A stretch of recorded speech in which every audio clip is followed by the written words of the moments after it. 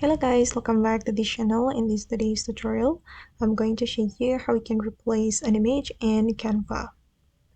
Okay, let's get into it guys. I have opened my design on my Canva, and for example, I'm going to replace the image in this frame with another image. If we want to do that, we can click on the image and we can click on this delete icon. Then we can click on delete image.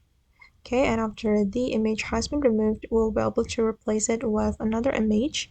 I'm going to go to my uploads menu, and I'm going to replace it with this image. Okay, and I'm going to replace this image as well.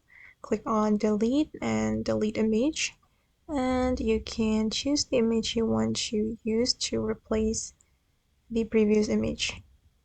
Okay, and this one as well.